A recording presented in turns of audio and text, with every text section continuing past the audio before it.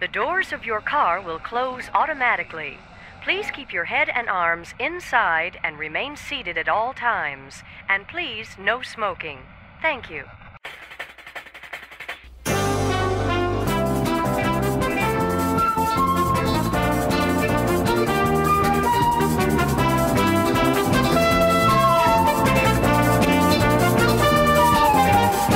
Matterhorn Matt presents Matterhorn Mondays. Hey there, Mountaineers. Welcome to episode 22 of Matterhorn Mondays. I'm your host, Matterhorn Matt. And I'm Alex the Historian. And before we start, I want to thank you guys for 1,000 subscribers. I forgot to say it last week, and now we're already almost to 15K. That is really something I never thought I would ever see, at least on my channel. But yeah, your guys' support has been really amazing, and I appreciate every single one of you because you guys motivate me to keep doing what I'm doing, and I love doing what I do, so thank you all so much. Let's see. Today's topics are VR coasters at Disney and the most immersive rides at Disneyland. Now let's go ahead and start off with the first topic, which is VR, virtual reality, for those of you guys that don't know. Coasters at Disney. Now, I believe it's SeaWorld that has some sort of combination of VR headsets and like an actual roller coaster in one of their rides. I can't remember. But I just wanted to sort of discuss whether or not Disney would be sort of going that route in the future. I mean, we already have sort of virtual reality quote coasters with Star Tours. That's not really much of a coaster though, and it's not really much of virtual reality either. But Alex, what are your thoughts on virtual reality coasters at Disney? Well, for one thing, I certainly hope it never happens, but I have a feeling that it won't. But it's something that I feel like is kind of cheap entertainment. I mean, yes, it's a roller coaster and you are riding it, but I mean, you're wearing a headset and you're watching a different landscape in front of you, and I don't think it's very Disney-like. It doesn't seem like a high-quality attraction, in my opinion. I mean, I don't know. It doesn't seem like something that Disney would do, you know? I agree. The One Musketeer says, "Oh God, please no VR coasters at Disney. That'd be too lazy for Disney standards." That would be sort of the word to describe this. Lazy. With virtual... It's really hard saying virtual reality for me. I don't know why, but I'm just going to say VR. For VR coasters, you don't really have to put in the work of, I guess, like theming in the coaster. It's just all in your headset, and it's just really makes for a sort of boring experience. And plus, a lot of people get like sick when they wear those things, and if they do get sick, they'll have to take them off, and if they take them off, then it's just a blank roller coaster they're riding. Well, all the other guests get to experience the virtual reality side of it. Right. It's kind of like having just a CGI world that you're viewing, and that's what makes it kind of lazy, is the fact that there's no hard work put into any kind of actual practical sets or anything that you move through, and so it's all in your headset and it's all just CGI. It's really rather quite lazy. And and so I agree with the Mouseketeer on that one, because it's a ride that really requires no effort to put anything into it. You know what I mean? And plus, Trevor Random just said, VR headsets hold germs.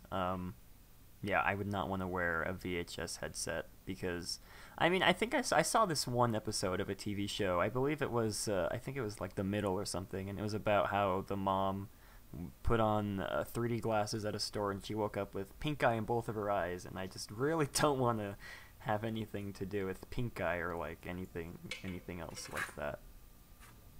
Oh, that's gross. That's really gross. Yeah. I think though that Disney would keep the headsets clean though. I think because Disney's really good with that. Like everybody shares 3D glasses, on Star Tours and stuff like that.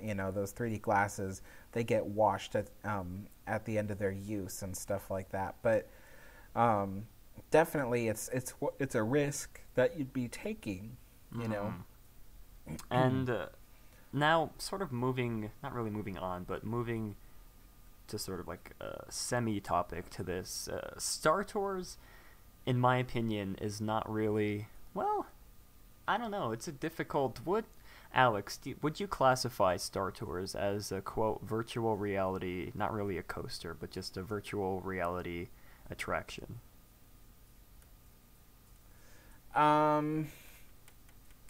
Gosh, really Star Tours is part of a category that's a bit older than virtual reality. Really, it's more of a motion simulator. But I suppose that you could refer to it as a virtual reality type attraction. It does the same thing. I mean, well, okay, no. Here's the difference. A virtual reality attraction actually does move in motion. So you have for instance, a virtual reality roller coaster.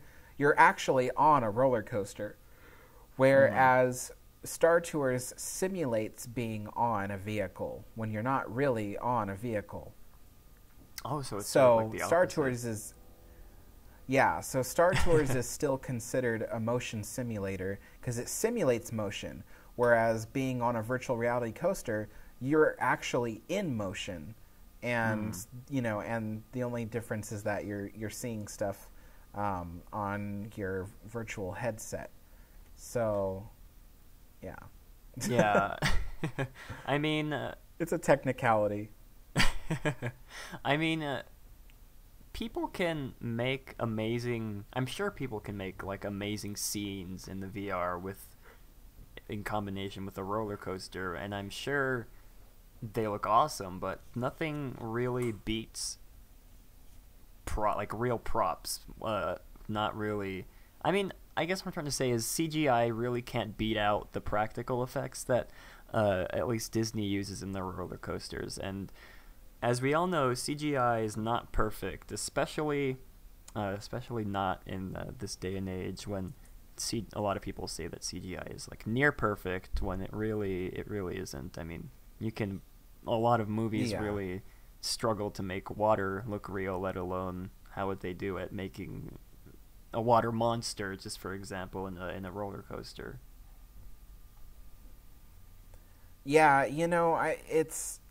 I think that that the CGI used on virtual reality looks very fake, and there's a reason for it, because there's usually so much animation that they have. Like, usually you can choose different adventures and stuff like that, so they have so much like variation that they don't want to put too much effort into the animation of it, because it costs enough as it is. So I think that's usually why the CGI on virtual reality coasters is so terrible. And plus, the virtual reality system senses the motion of the roller coaster. So, so anyway, the CGI looks terrible on virtual reality coasters. Yeah, I feel like I would really just like barf all over the place if I had one of those headsets on while I was moving 40 plus miles per hour, but it's probably not just me. I'm sure a lot of you guys could agree with that. Oh, I would too. I'd totally barf if I was on one of those things. Not being able to actually see what direction you're going at, Yeah. I don't know, I get car sick really easily, so... Let's see, Swagford says, VR coasters are like the ones they had in Downtown Disney. Oh my gosh, that is sort of... You're talking about the ones that they had at Downtown Disney in Walt Disney World, right? Because I remember you could sort of make your own roller coaster and you would sit in like this pod, and it would, I guess, like simulate you being on the roller coaster. I wouldn't really classify that as virtual reality. But then again, that was constructed a long, long time ago in a galaxy far, far away. Let's see. The One Mouseketeer says, I wouldn't consider it virtual reality because it doesn't utilize the technology associated with virtual reality and does not fully immerse you in a virtual experience. That's, yeah, I'd agree with that. Gregory says, no VR at Disneyland, just know it's lazy. Yes. I'm sure a lot of you guys would agree with that statement. Let's go ahead and move on to the sort of, I'm not going to say more interesting, but the topic I'm excited to talk about, which is best themed attractions at Disneyland. Now, we talk about a lot of attractions here on Matterhorn Mondays. We've talked about the best attractions, we've talked about the worst attractions, but we're going to talk about the best themed attractions in today's episode. So I'm going to go ahead and start us off because I think Alex might snag my thought for number one. So but that you think I would, but I actually have an alternate plan with a different ride in mind, so that way I don't snag yours. Well, either way, my pick for number one is the Indiana Jones Adventure, and I'm sure a lot of you guys had that as well. I'm sure Alex had that at one point in his list. We've talked about the Indiana Jones Adventure a lot on the show, for good reason, because it is, in my opinion, one of the best themed attractions in all of, well, I guess in just the two Disney parks I've been in, Disneyland and in Walt Disney World.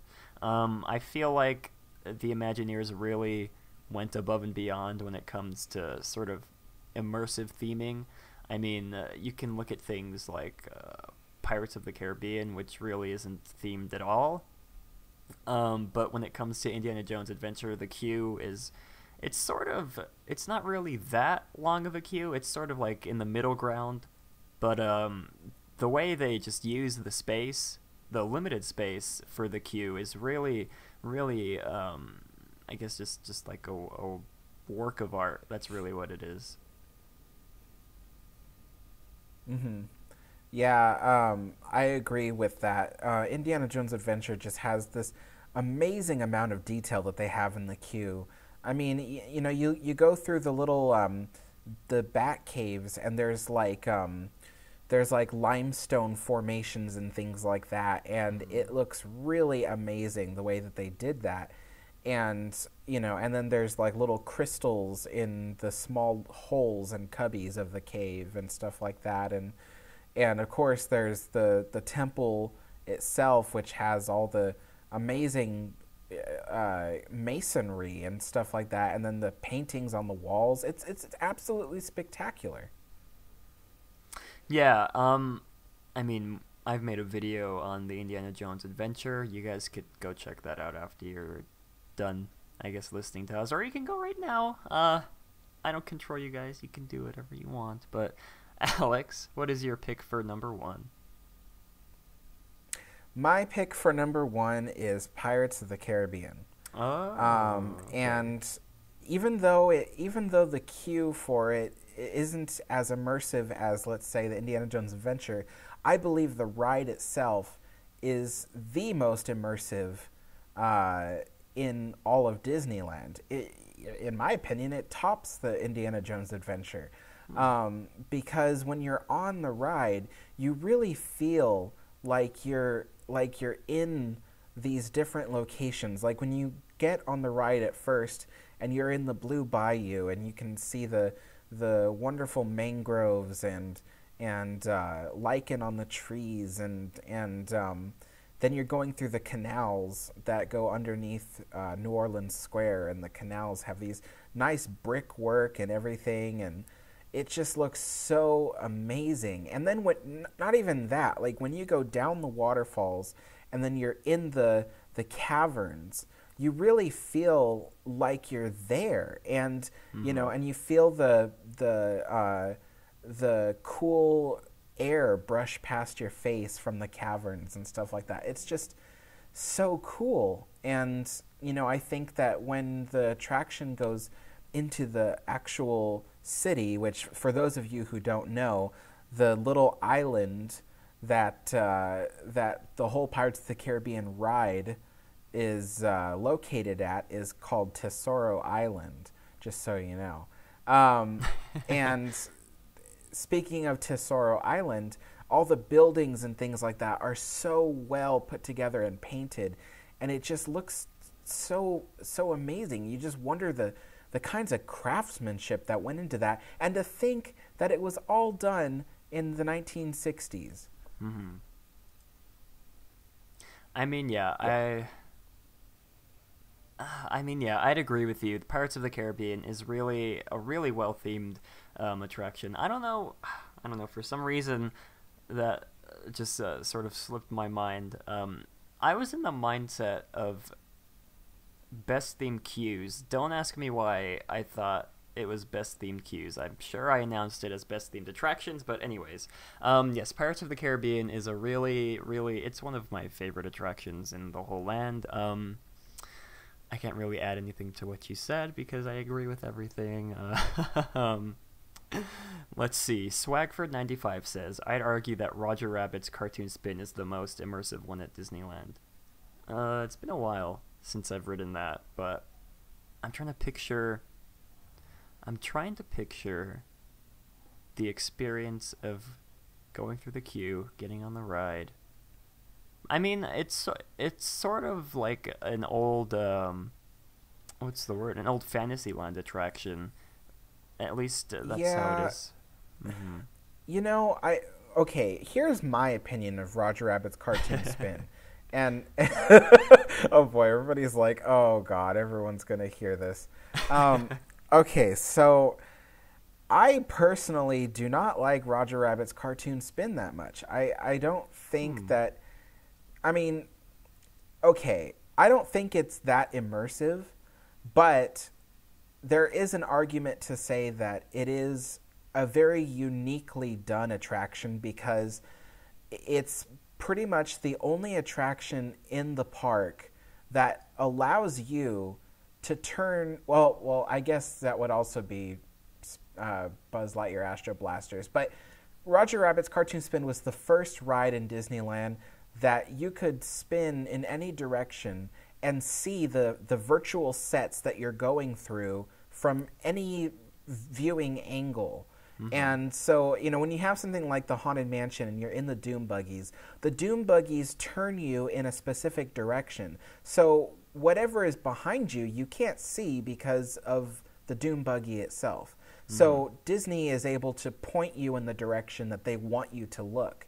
Whereas Roger Rabbit's Cartoon Spin was the first attraction in Disneyland where you could spin your ride vehicle and see the sets from any angle you personally desired.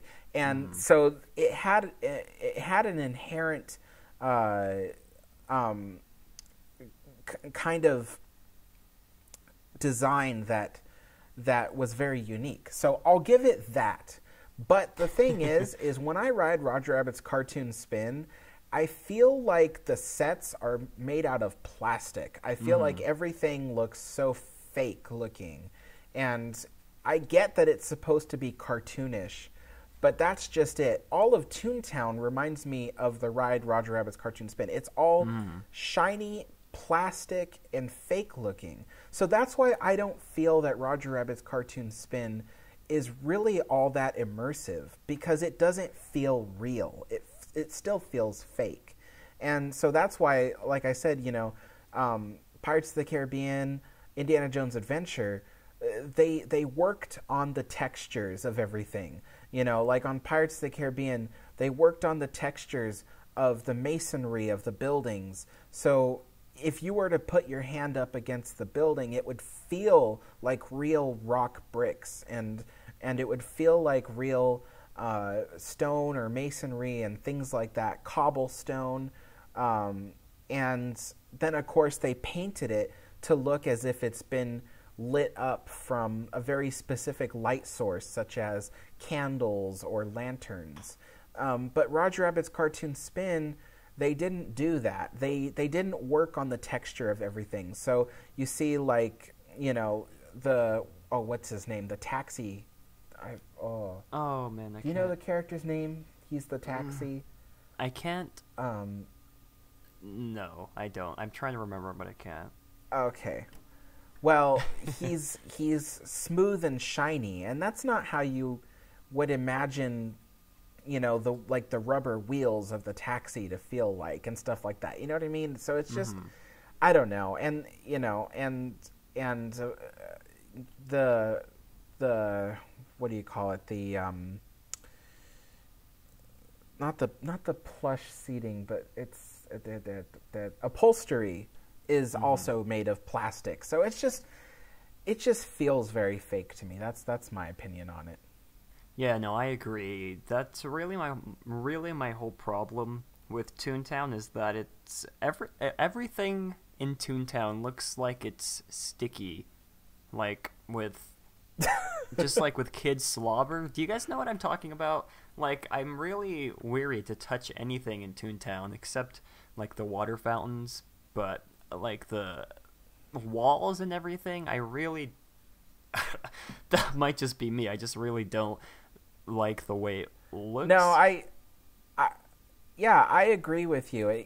When you walk through Toontown, you almost feel like everything's going to be like tacky with weird amounts of dirt, like some kid just like rummaged through a bunch of cotton candy and then touched everything. Yeah. I know what you mean. And the Mouseketeer reminds us that the cab's name is Benny the cab. So that's right. Yeah.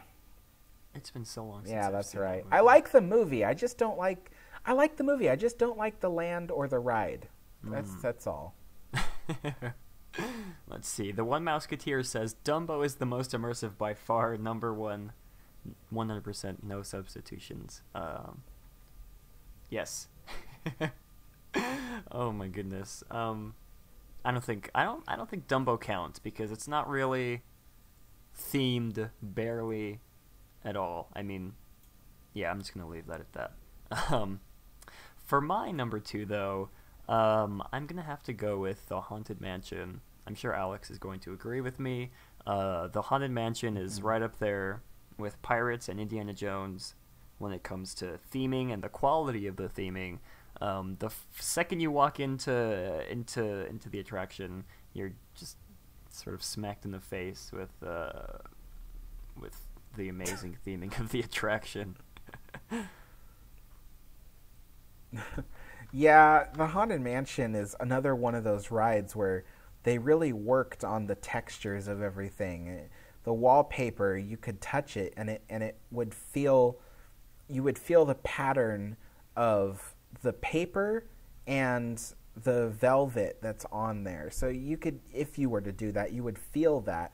And, and then of course the cobwebs and spider webs everywhere. It just looks really amazing. I was amazed at how some of these huge cobwebs are, especially in the queue area.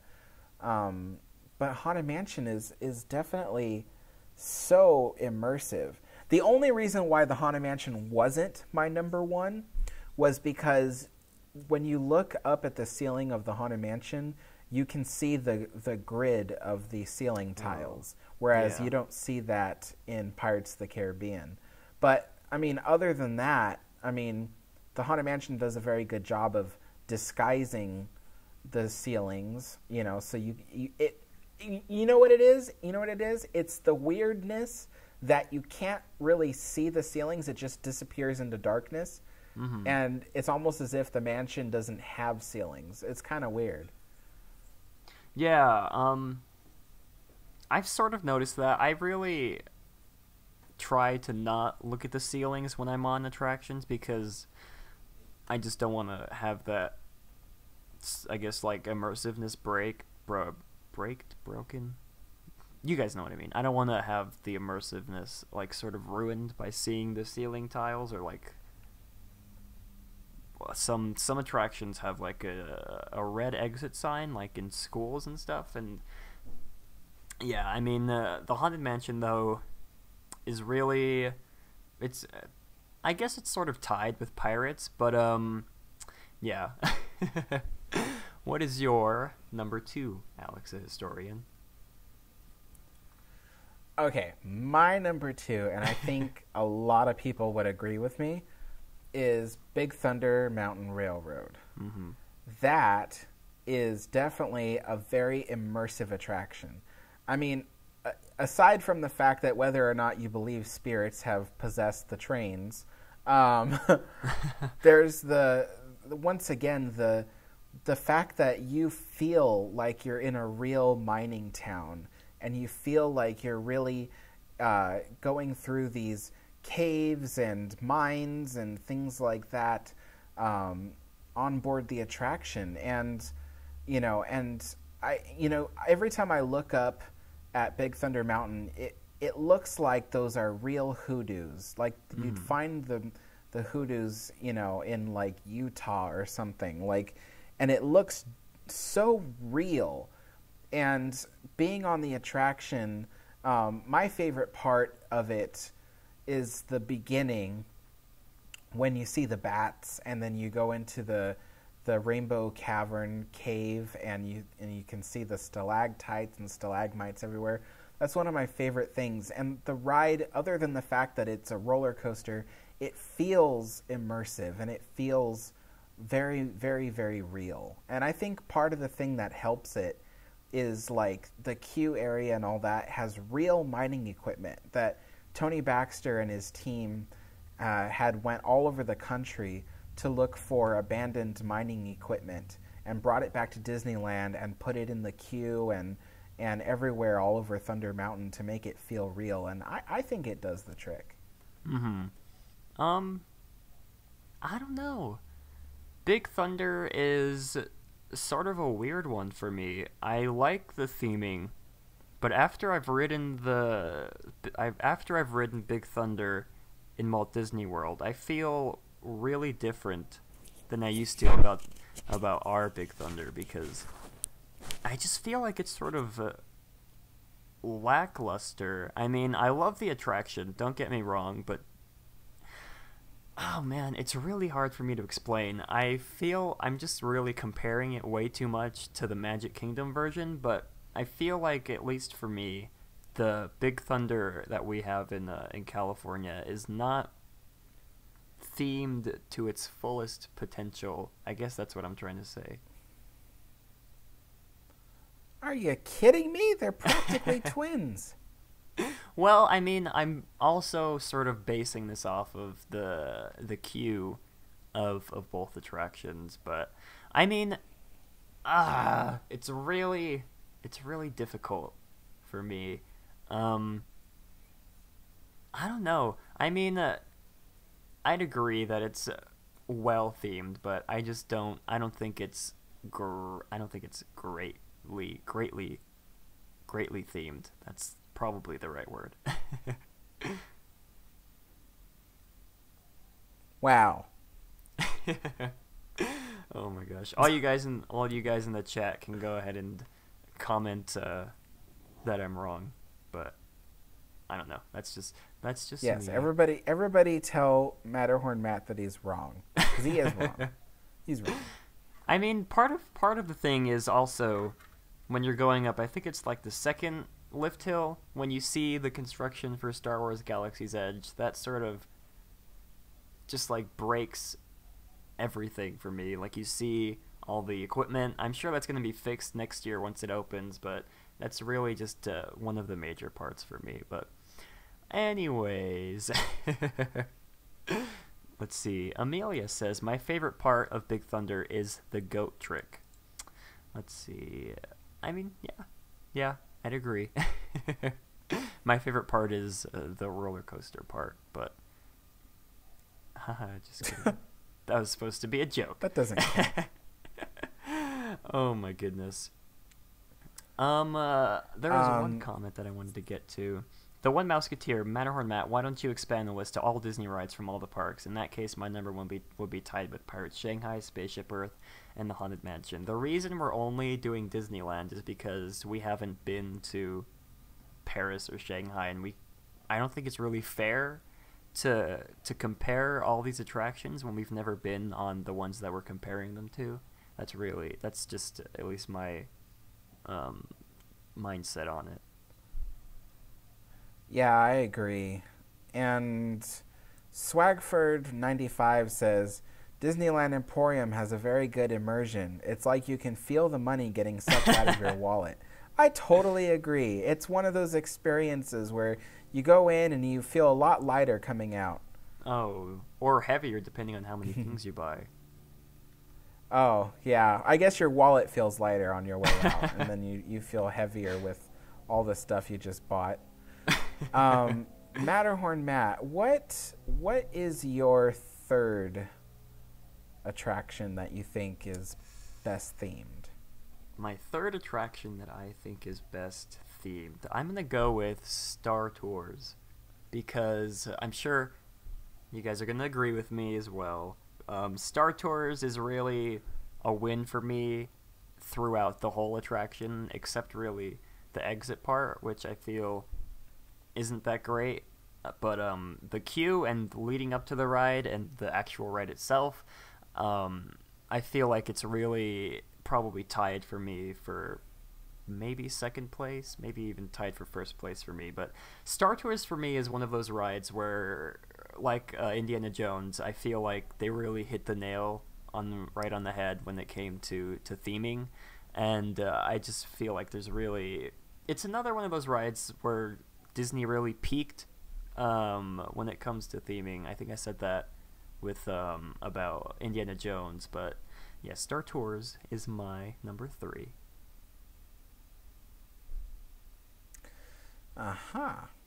Well, you know what my number 3 is? Is it Star Tours? No. No. Okay, so my number 3 is the Jungle Cruise.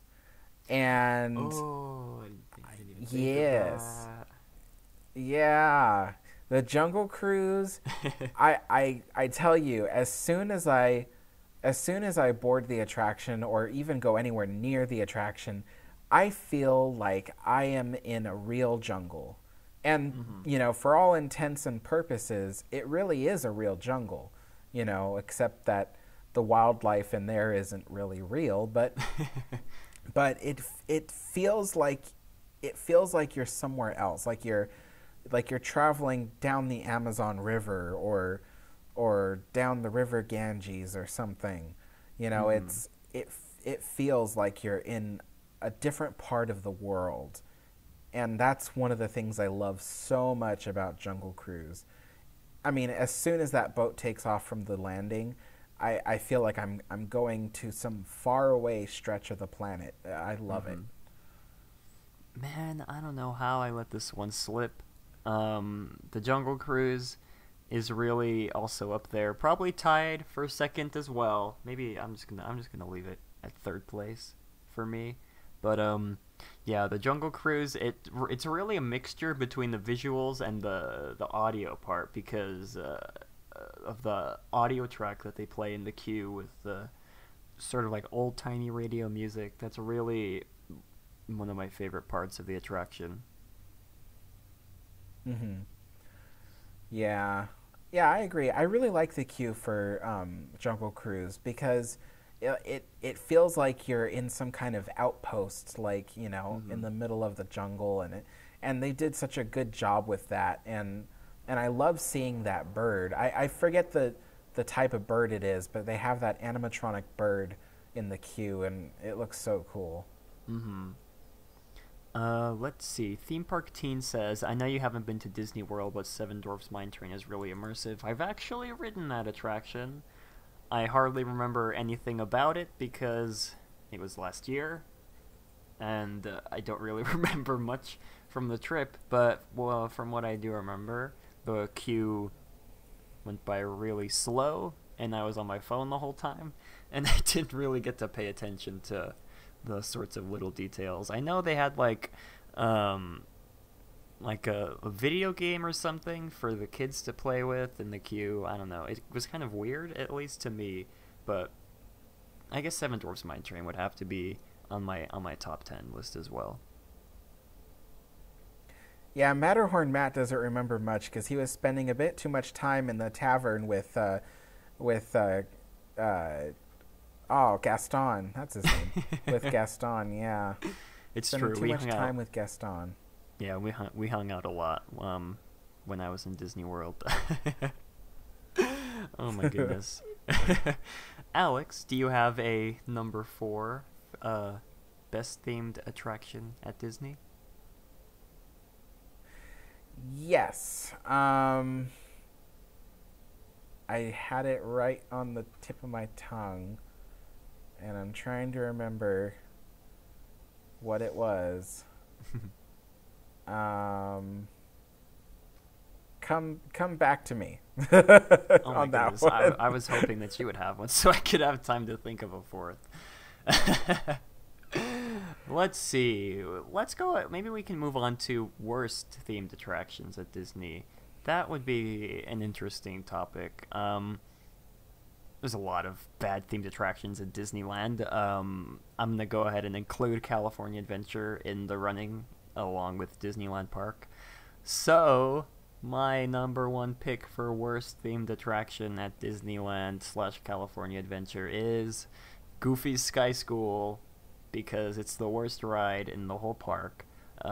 It's not themed hardly at all. I mean, it's themed to Goofy learning to fly or teaching you how to fly, something along the lines of that. I can't remember exactly. And I think we mentioned this a couple episodes ago. It's really just a sort of like stock Wild Mouse coaster, and it's really doesn't have a lot of creativity put into it. And plus, it's in like the back corner of the park. Who even goes in that corner of California Adventure? Who even goes to California Adventure at all, just to be honest? I mean, yeah, that's all I have to say about Goofy's Sky School. I would have to say that my pick for worst themed attraction in all of Disneyland Resort would be the jumping jellyfish. Oh yeah. Mm-hmm. Oh gosh, it's so tacky and so not Disney, and that's my pick for that one.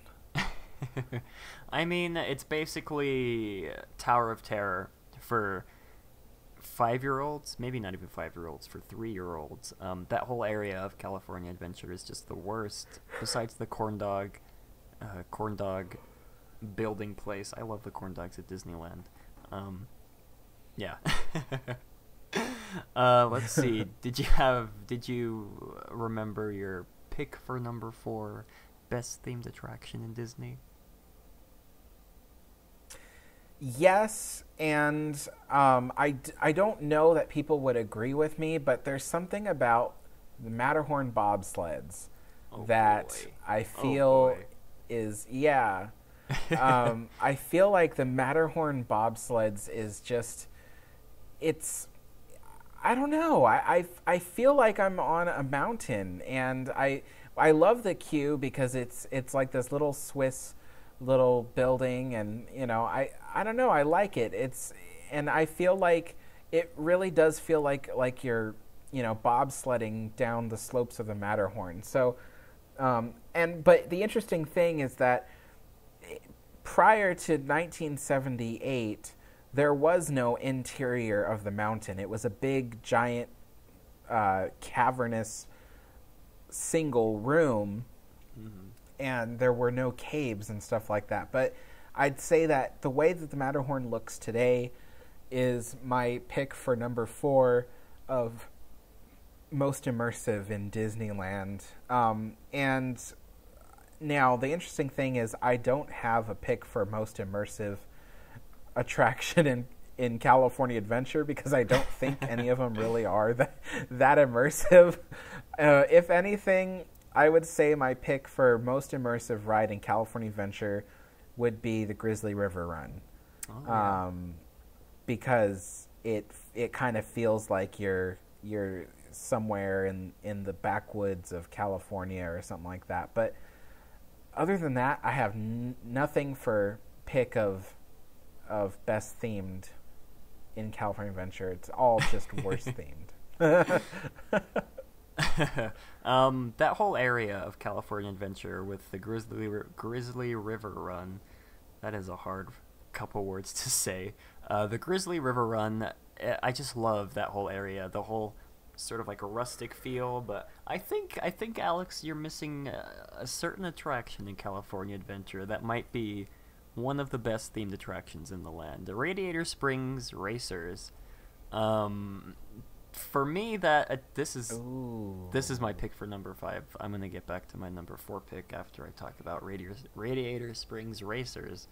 I feel like oh my gosh, it's so hard to say these words. Radiator Springs Racers. I feel like that attraction really stands out, I guess would be the obvious thing to say in California Adventure. Its whole theming to the Cars universe, I mean, say what you want about the Cars movies. It's themed really well to the whole aesthetic of the Cars universe, and that would be my pick for number 5. But my pick for number 4 really doesn't count, but I'm going to say it anyways. My pick for number 4 would be the gone but not forgotten Tower of Terror. It'll always be in my heart. I will always love that attraction with all my heart. The Tower of Terror really stood out for me in California Adventure as the best themed attraction in the whole park. Not Disneyland Park, in the whole California Adventure Park. I mean, what do I really have to say? You guys have been on the attractions, surely, either in Disneyland or in Walt Disney World. You guys know what kind of immersiveness I'm talking about. It starts from the moment you enter the little, if the queue is like extending outside, it starts from the moment you enter that queue. It's themed amazingly, and I don't say that lightly, I mean it. It's themed amazingly, and once you enter, you see all the cobwebs. It looks like nothing has been touched for maybe 100 years, maybe not that long, but you guys know what I mean. And when you enter the boiler room, it's just I can't say enough good things about the theming of the Tower of Terror. Yeah, Tower of Terror is a good one. I didn't ride it much because I'm afraid of big drops, but I did have a great respect for the theming of Tower of Terror. I thought it was really great, and it's kind of like being in a scarier version of the Haunted Mansion. So, mm-hmm. Let's see. Expedition Theme Park says, do you think something is missing from current new ride themings to the old original theming, where they try to make it feel more immersive, but it feels less? That is an interesting question.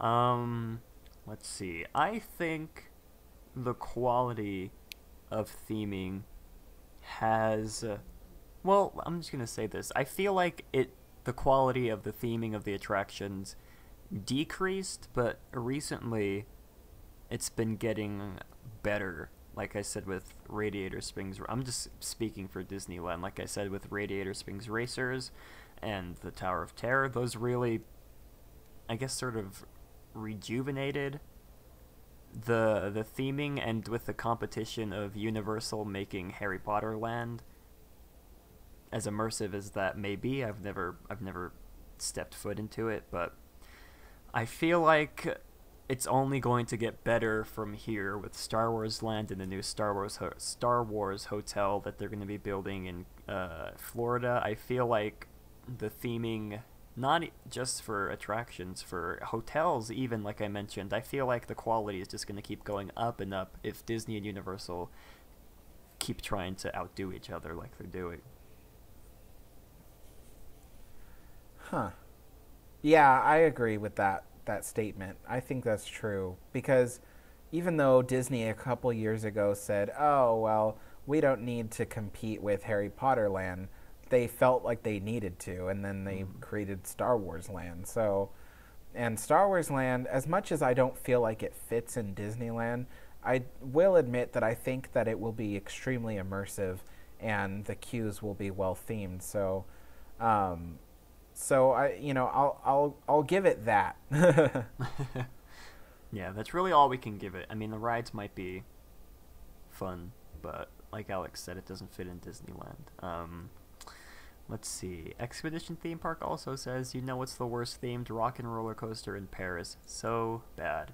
I've never ridden that attraction, nor did I know that the rock and roller coaster existed in Paris, but I'm gonna have to look in on that. I mean, the rock and roller coaster in Hollywood Studios, I rode that a couple of years ago.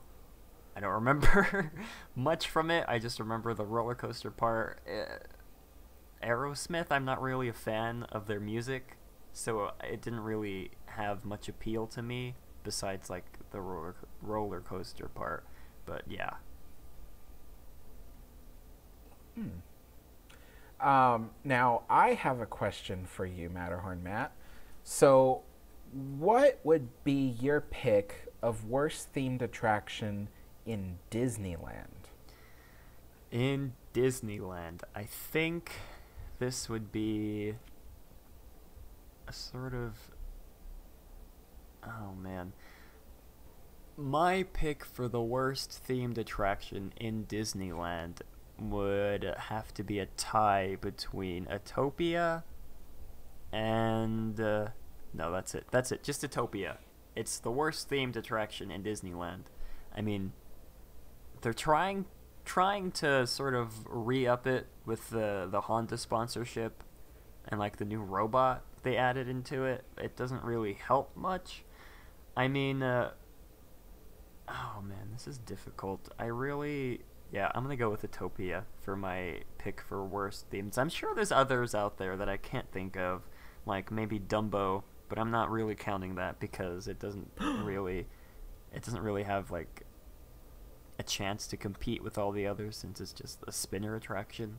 But yeah, I'm gonna go with Autopia for my worst themed attraction in Disney. I would agree with that statement, actually. I thought you were going to say you disagreed. No, I would agree. Autopia has like no good theme going for it. Let me see. What would be my pick for worst themed attraction design? I mean, I could go on and on of worst themed attractions in DCA, but Disneyland, it's hard to say. But I think that my pick for worst themed attraction is going to be Roger Rabbit's Cartoon Spin. Oh, everyone's going to be mad at me for that. But that's honestly how I feel. I really dislike Roger Rabbit's Cartoon Spin that much. I just feel like the theme is old and outdated, and it no longer fits, and it's just sitting there living, or not even thriving, just living off the brink of people's nostalgia. So that's what I feel. Yeah. I feel like, I don't know, I feel like I'm sort of torn on the attraction. On one hand, I love the movie, and then on another hand, I semi-enjoy the attraction. But I feel like I'd have to disagree.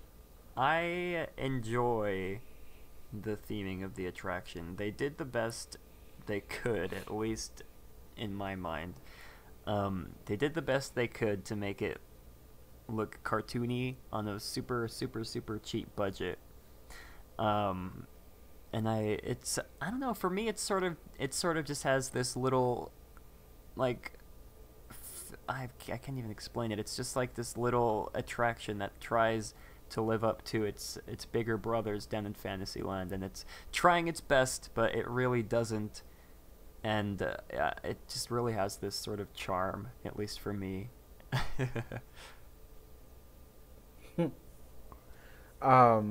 Let's see. Neon Apocalypse says that the worst in his opinion, would be Buzz Lightyear. And I would agree on some level with that. I mean, when I'm on when I'm waiting in line for Buzz Lightyear Astro Blasters, I don't feel like it would be. It doesn't feel like you're going to have that much fun. But then when I'm actually on the attraction, I end up having so much fun that I forget about that. So I don't know that I completely agree, but I can see where you're going with that. Man, it's been years since I've been on that attraction, so I don't really want to comment on it. But then again, I do want to comment on it. I feel like it's not, well, at least for me, it's really outdated. I feel like they need to update it somehow. Like, the projection mapping on Buzz's face is the worst I've ever seen. It looks like Buzz has like a white piece of paper over his face with very faintly drawn on features with like a marker that's about to give out. That's really all I remember from the attraction. Let's see. What about Astro Orbiter, guys? Astro Orbiter is the worst themed attraction in Disneyland. Just kidding. Alex, did you have another pick for Yes. a worst themed attraction?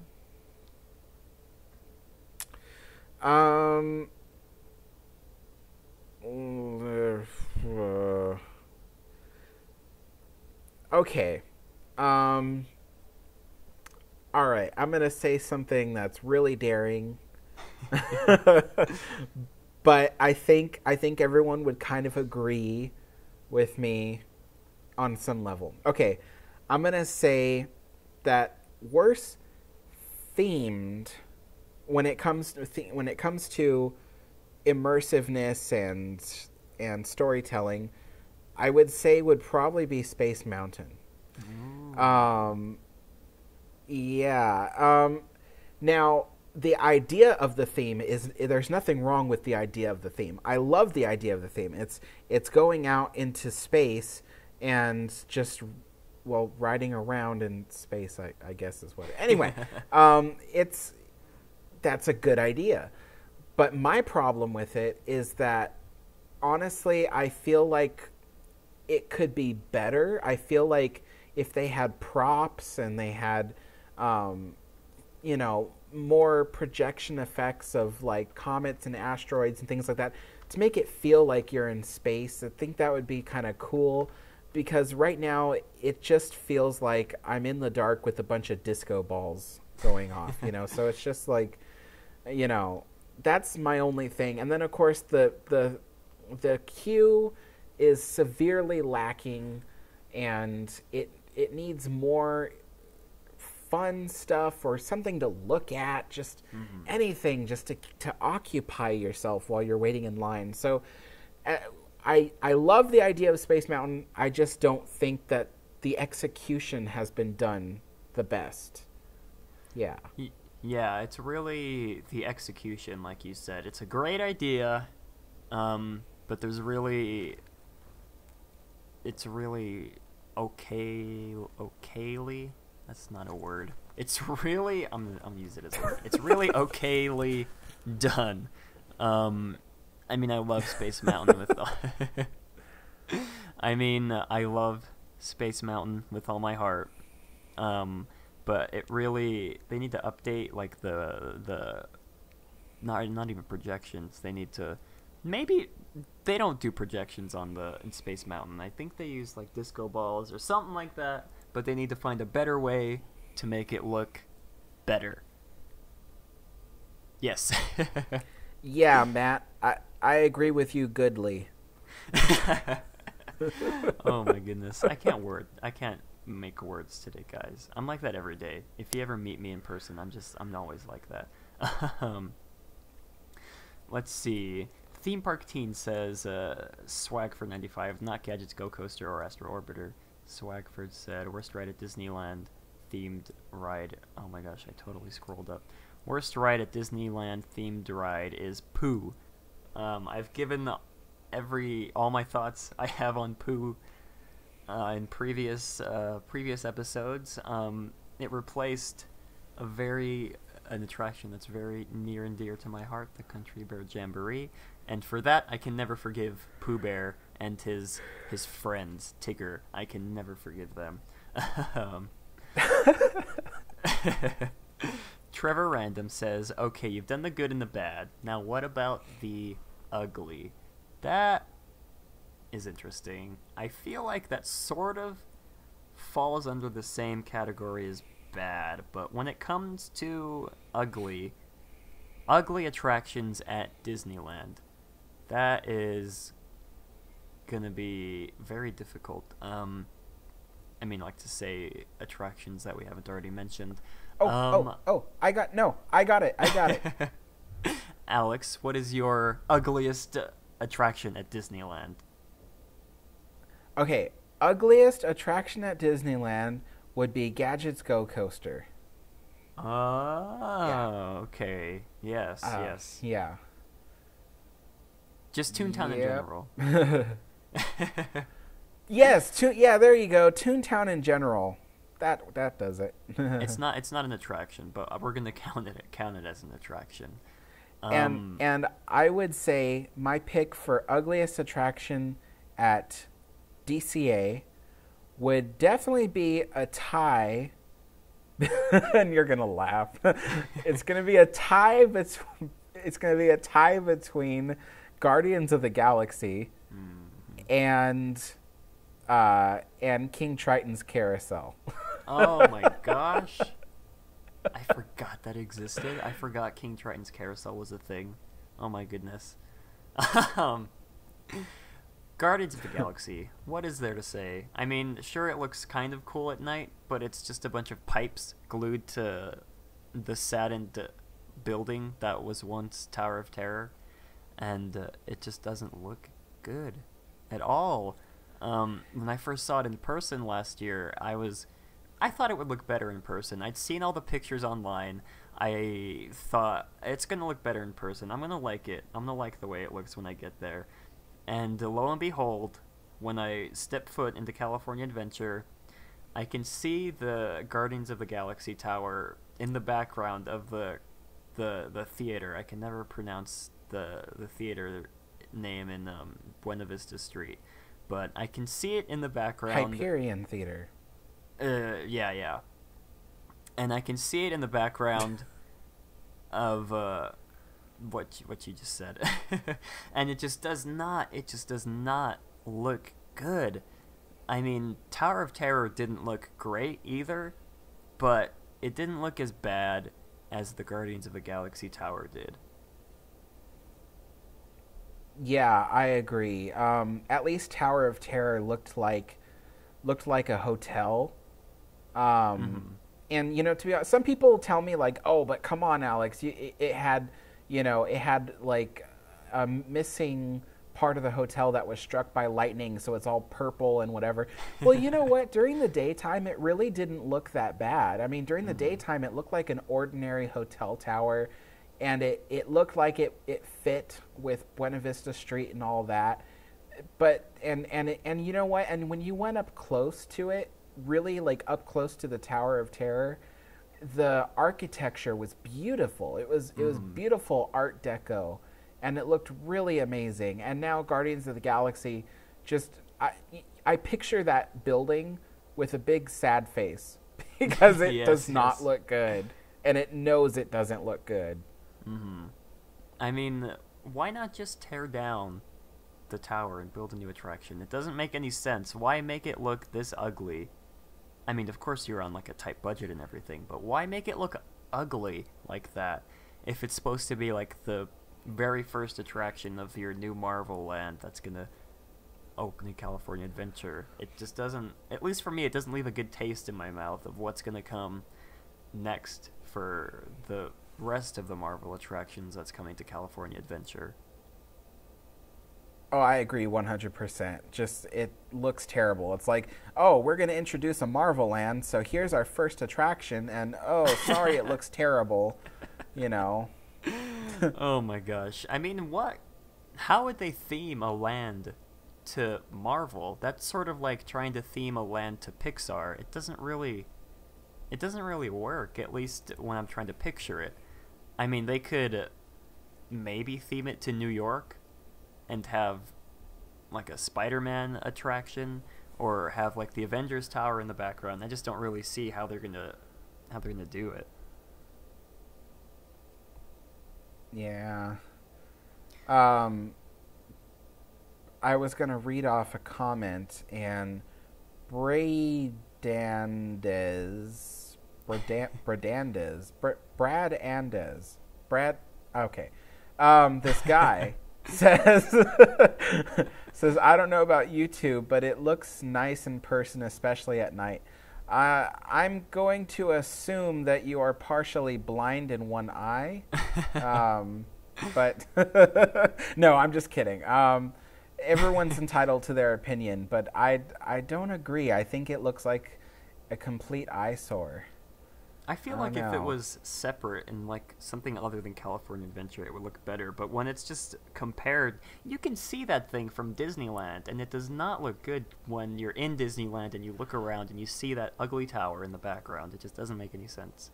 Oh, yeah, I know. I was at Hungry Bear. I was at Hungry Bear in Critter Country, and I looked over and I saw the Guardians of the Galaxy Tower from over there.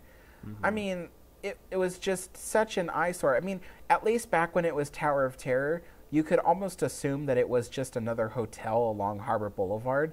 But, I mean, now it just looks like this huge thing. I don't know. It just, ugh. Yeah, I mean,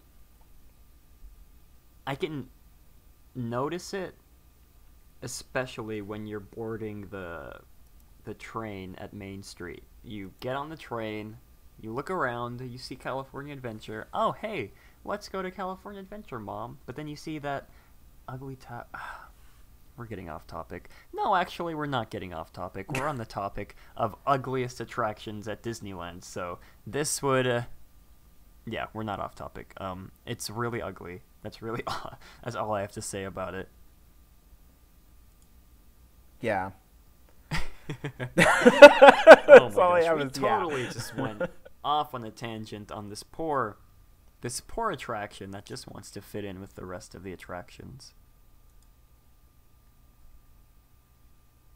Yeah. I feel bad for it. I'm trying to think of another attraction that I think I'll just say, I know another ugly one. Okay. The exterior of Monsters Inc. Oh, I completely forgot about that attraction. Oh my gosh. I agree. Yeah. Really just the whole attraction in general, I love Monsters Inc. I do not like the ride. It looks so ugly inside.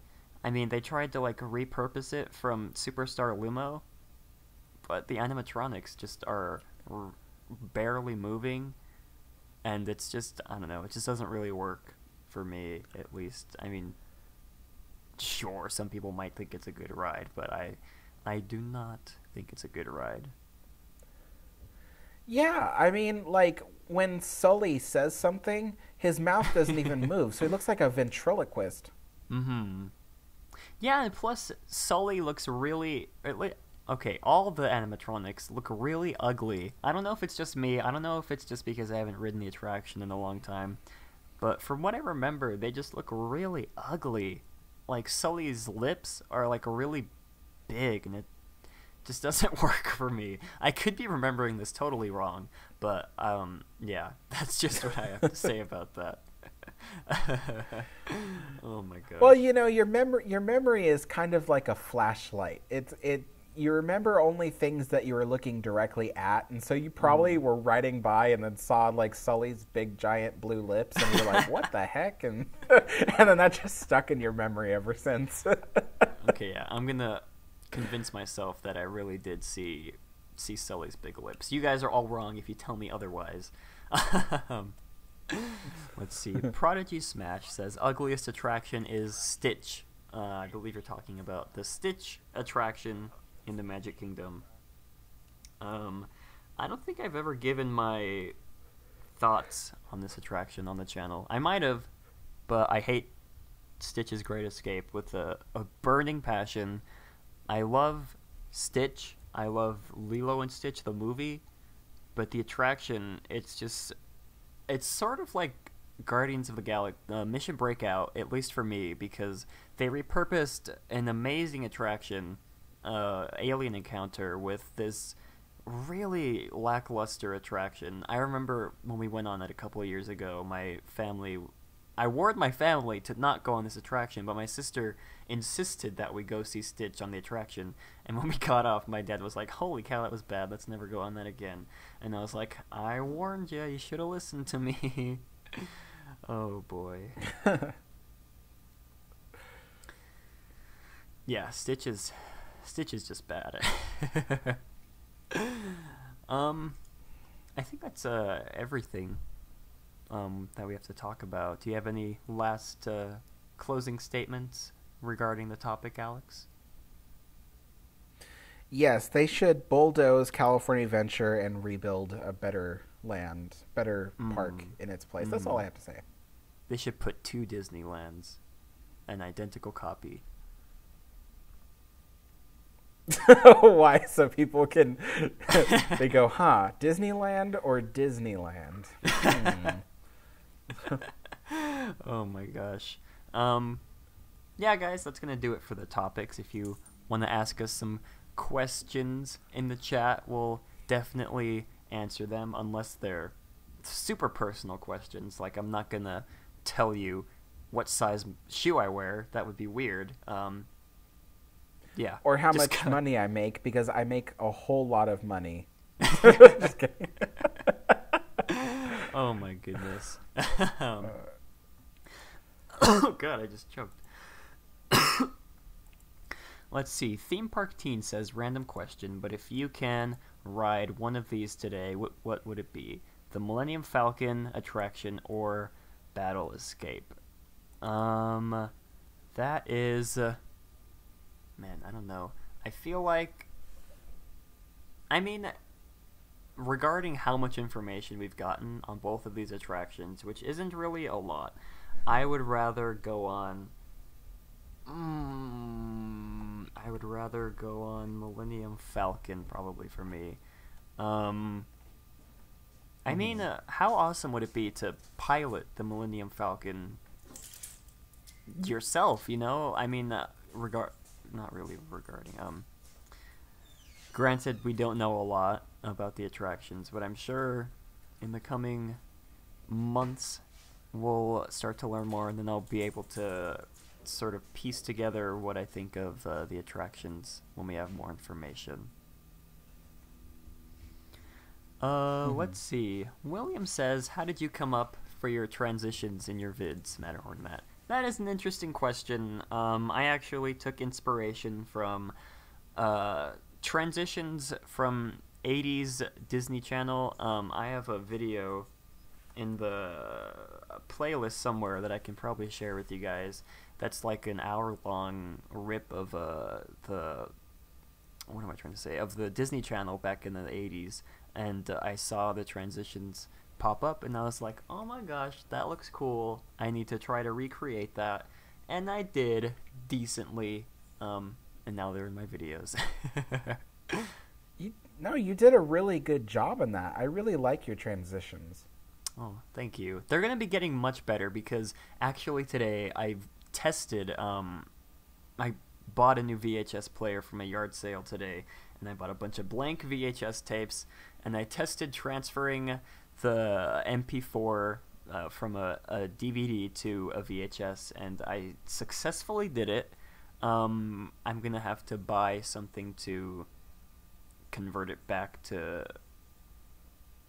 DVD, but I think in the coming future I'm going to be able to make my channel look a lot better than it is now.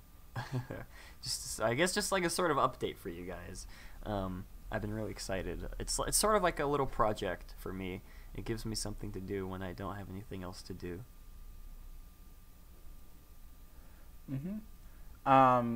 Let's see.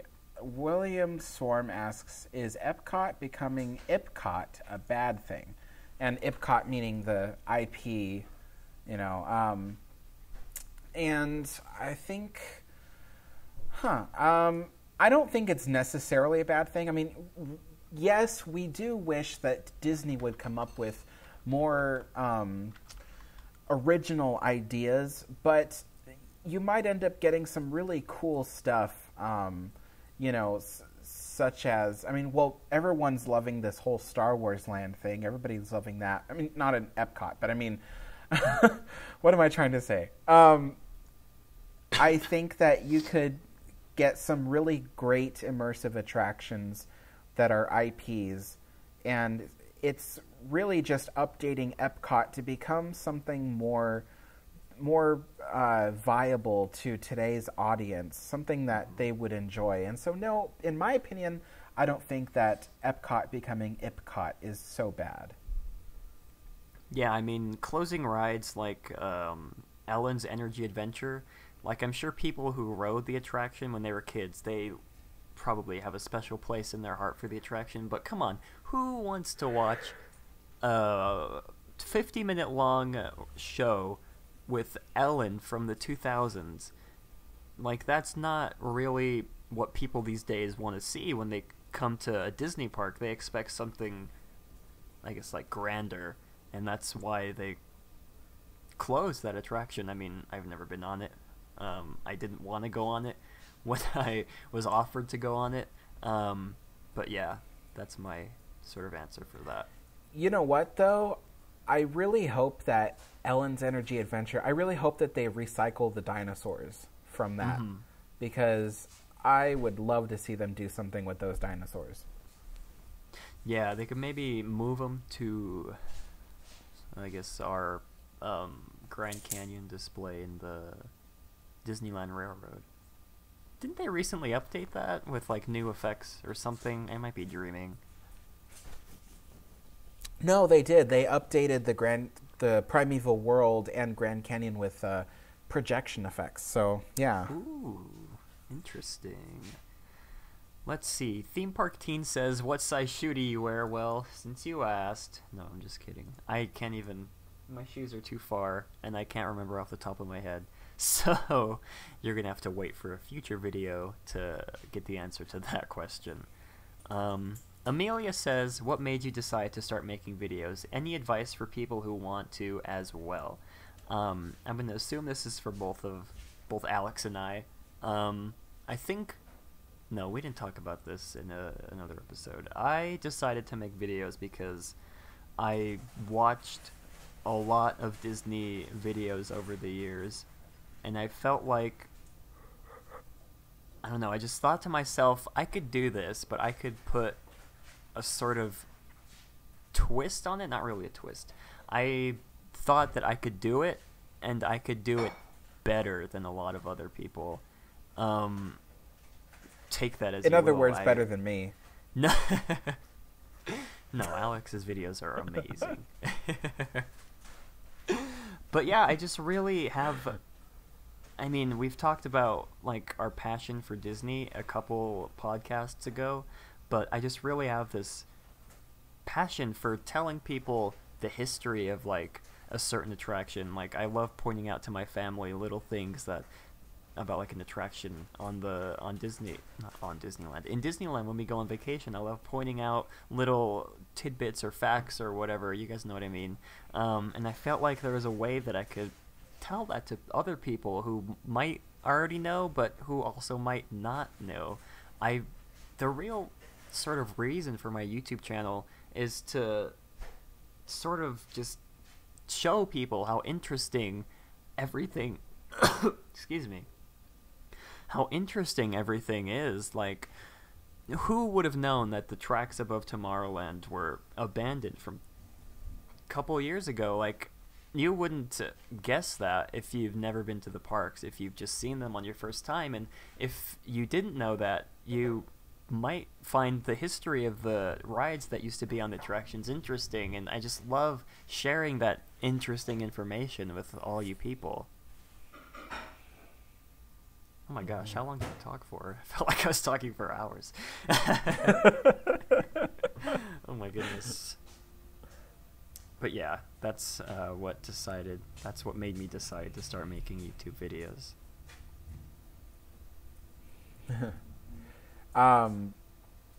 Did they want me to talk too? Yeah, of course. Oh, okay. Okay. What made me decide to start making YouTube videos was basically I was already really well versed and well knowledged in Disneyland history and stuff like that. Basically, I knew everything already. Everything that I've revealed to you guys so far, I've already known. And other people were telling me, you should make YouTube videos about it because other people would like to learn that stuff too. And I thought about it, and I'm like, I don't know. But then I was watching a few channels, very popular channels that you guys are probably subscribed to right now, and I felt like I could do the history so much better than them. I mean, granted, I'm not good at editing videos and stuff and making a really cool video like Matterhorn Matt, but Aww. I do know about giving tours and stuff like that. And so I wanted my channel to be like me, as if I was giving a tour of the park each week. And so that's what made me decide to go ahead with making a channel and start making videos. So my advice, I guess, to someone who would want to start doing that is really double check your knowledge before you make a video, because a lot of people will try to correct you, and have fun with it, really, because if it's not fun to you, then it probably won't be fun for other people to watch. So have fun with it. So that's my 2 bits of advice. Yeah, I forgot to mention my sort of advice for people. I guess my one piece of advice is to put a lot of work into your videos. I mean, it really depends on what kind of videos you want to make. I'm assuming it's Disney videos since you're on our stream. But like Alex said, make sure you double check your information. Make sure you have a real passion for what you want to talk about. Because if you don't have a passion to talk about, like, say, welding, then you're not going to be able to talk about welding as good as a person who knows welding and who loves to weld. I don't know why I thought of welding, but yeah.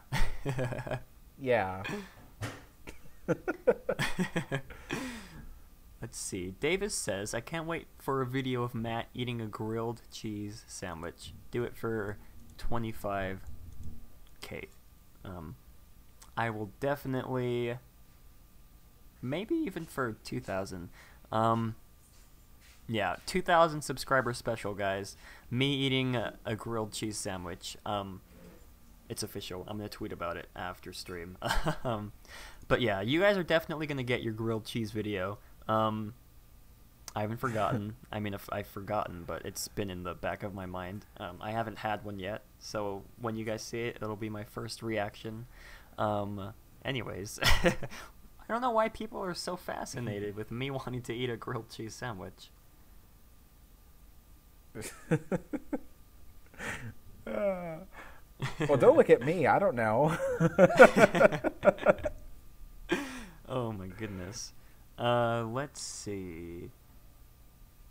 Branda, that person that Alex could not pronounce, I cannot pronounce either. I'm very sorry about that. Alright, if you could rebuild California Adventure from the ground up, how would you do it? Hard mode, can't use any of the scrapped ideas, i.e. Westcott.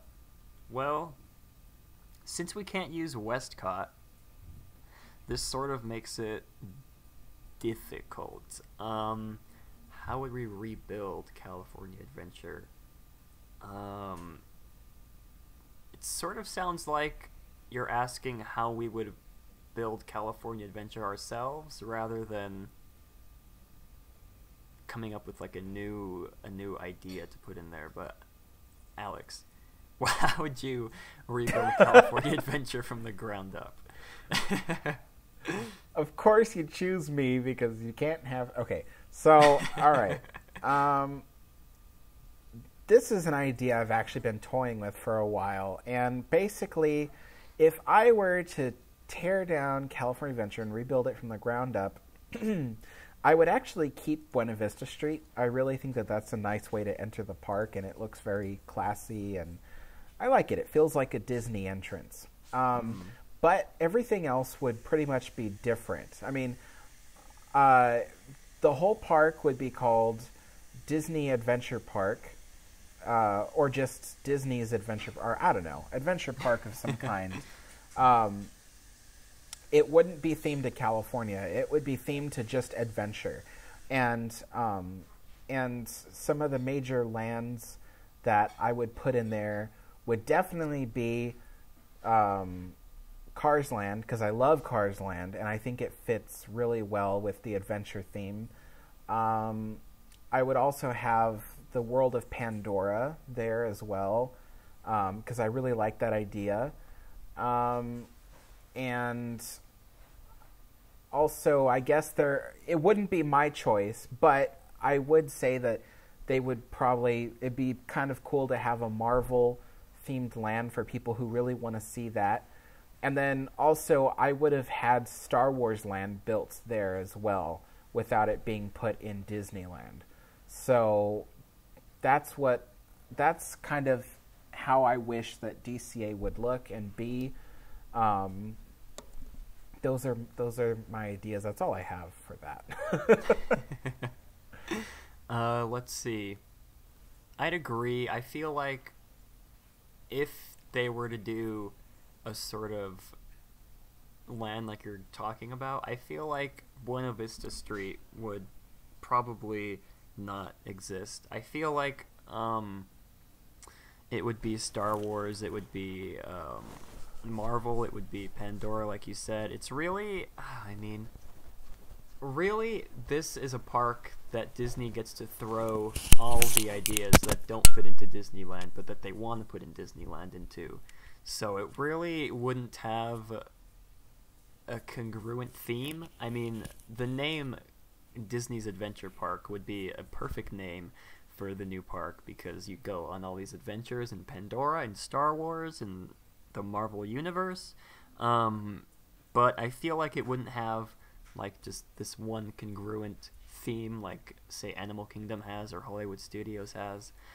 It would just be sort of like what DCA is now. It'd just be Disney's just plot of land to throw in all their ideas that don't fit into Disneyland. Mm-hmm. Let's see. Yeah.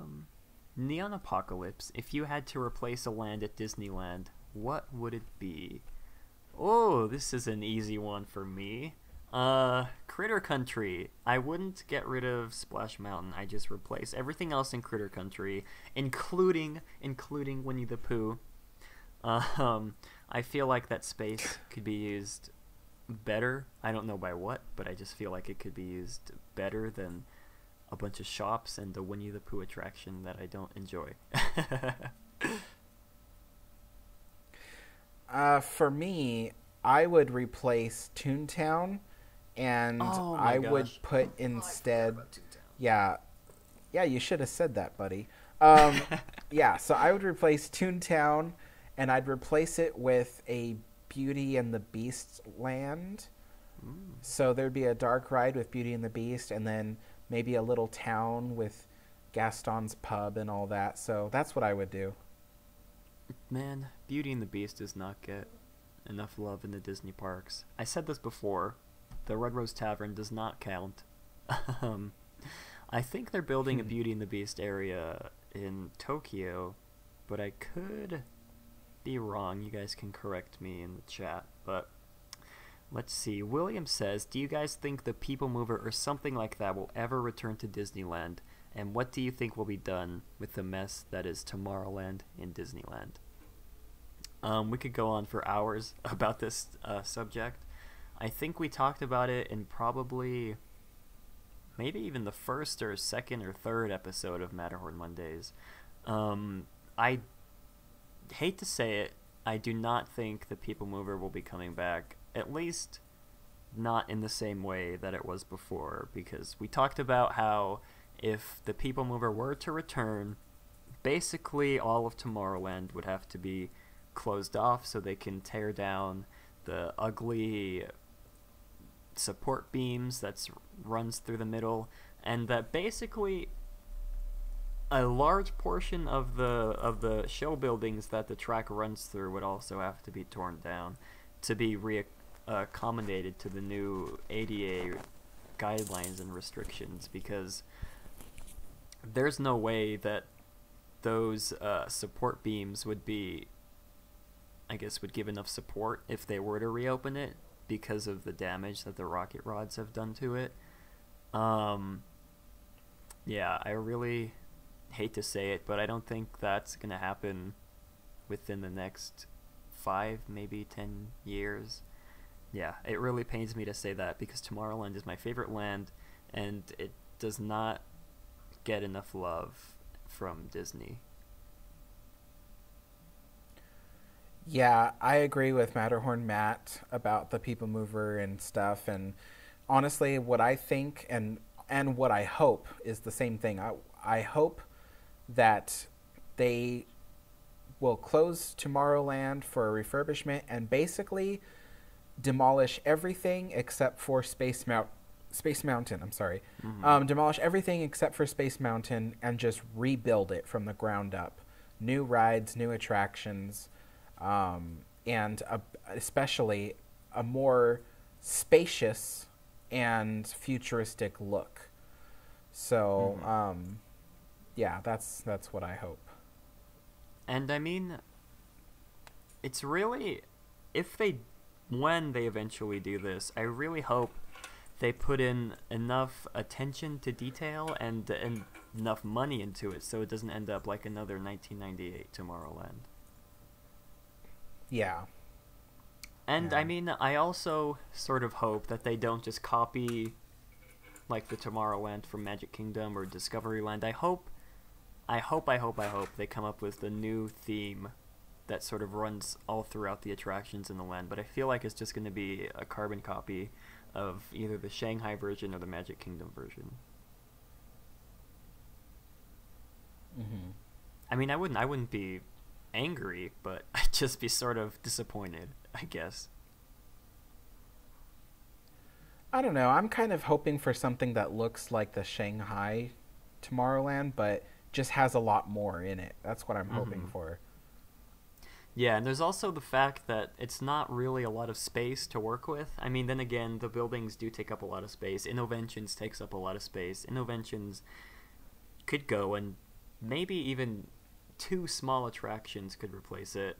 That's over-exaggerating, but you guys know what I'm talking about. The space is very limited when it comes to Disneyland's Tomorrowland. When in Shanghai or even in the Magic Kingdom, look at the Magic Kingdom. They're adding a second roller coaster right next to Space Mountain because they have the space to do it. That kind of stuff just isn't really possible here in Disneyland. Mm-hmm. Anyways, that was like really sad to talk about. Oh my gosh, Tomorrowland, just talking about it just makes me sad. Oh gosh, let's find a happier question to answer. Let's see. Davis says you guys worked at the parks, right? I did not. Alex worked at the parks. Yeah.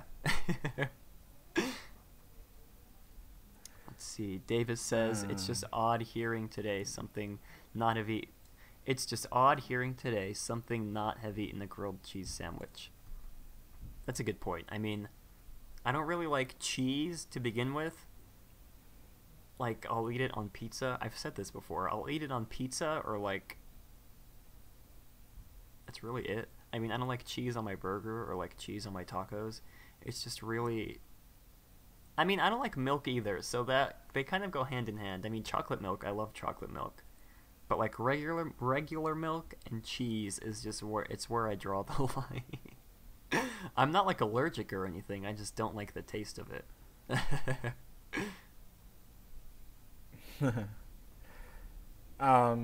Davis Lyons says, not familiar with Disneyland. Does it have land to expand if it wanted? Um, Basically, I can answer this for you. Basically, what they did to Star Wars Land, where they took out a bunch of maintenance buildings and even used up part of Frontierland to build Star Wars Land, they pretty much took the last of this open space that they had. They're pretty much now fully using all the land that they have.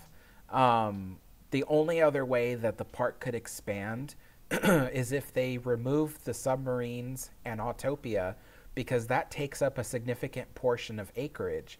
I'd say probably close to 20 acres is just sitting there used for Autopia. And if they had taken out Autopia and the submarines, they could honestly build another land in Disneyland on that space. So, but other than that, expanding the boundary of the park, they've pretty much maxed it out. Unless they, I mean, there has been talks in the past, and you guys might find this really interesting. There's been talks in the past about moving Harbor Boulevard over. Harbor Boulevard passes along Tomorrowland on the eastern side of the park.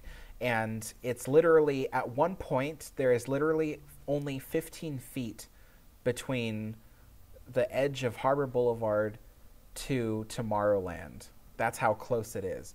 But there's been talks in the past of actually moving Harbor Boulevard over a couple of yards, maybe 100 yards or so, to give an expansion pad for the eastern side of Disneyland. So other than that, they've used up all the land they have. Yeah, I mean, imagine like the chaos that would ensue if Disney were to somehow get the approval to move Harbor Boulevard like a couple of yards or something. I don't know, but that would be, I don't know, imagine just like a theme park having that much authority over the land that they don't even own. That would be like a really interesting court case. Yeah. I mean, then again, Disney does have a significant, I guess, like impact on the whole city of Anaheim. But I don't know. I feel like that's where they draw the line. The city moving a whole street, a busy street, over just to make room for another ride or another land. Yeah. Let's see. Davis says, are the parks making money? Do you know how much? Are they growing each year in profits? I believe I saw a picture or something somewhere where this last year the parks almost outdid the movie studio when it comes to, I guess, like profits or revenue. And that's really kind of crazy to think about, since the whole Disney company started with the movies and now the theme parks are almost overtaking the movies in profits. Yeah. The parks definitely make millions and millions each year. There is a list of theme parks around the world owned by different companies and their popularity. And on the top of the list is Magic Kingdom in Florida at Walt Disney World. Magic Kingdom is currently the most visited and most profitable theme park in the world, and I think it sits currently at $20 million this past year. Yeah, so or maybe more than that actually, because Disneyland is $18.5 million the past year. So that's how much they made at the end of the year. And so Magic Kingdom Florida makes, I think, a little over $1 million more than that. So I think they're about $20 million last year is how much they made. That is way more money than I'm ever going to see in my lifetime. That is just crazy to think about. Yep. Let's see, we'll do one more question. Brittany says, what kind of attractions would you hope for? I would hope for original attractions that are not based on any intellectual properties, like a Pirates of the Caribbean or a Haunted Mansion, or really wish they would have built, I can't remember the name of it, I did a video on it a couple months ago, the attraction that they planned for Frontierland in the Magic Kingdom. You guys probably know what I'm talking about, but I can't remember the name of it. But yeah, I really wish they do stuff like that, just original attractions. Yeah. Yeah, I agree. Oh my gosh, the name is slipping. I can't... It's not Wilderness Expedition, it's something Expedition, something. I don't know. You guys can probably figure it out by looking at my past videos, but I think that's gonna wrap up this episode of Matterhorn Mondays. Thank you all for coming out. It means so much. I believe we peaked at around 21 people watching, and you 10 people who stayed till the very end, you guys mean the world to us. Thank you so much for watching. You guys already know how to get to Alex's channel. His link is in the description, and you guys can donate to Alex. All the instructions are in the description as well. Alex, any last words to the viewers? Just thank you so very much for watching this, and I hope you'll tune in for the next episode, and hopefully we can keep on getting more people to watch. Couldn't have said it better myself. Yeah, guys, we hope you all have an amazing week, and have a great, big, beautiful tomorrow. Hey, alright. Okay, we did it.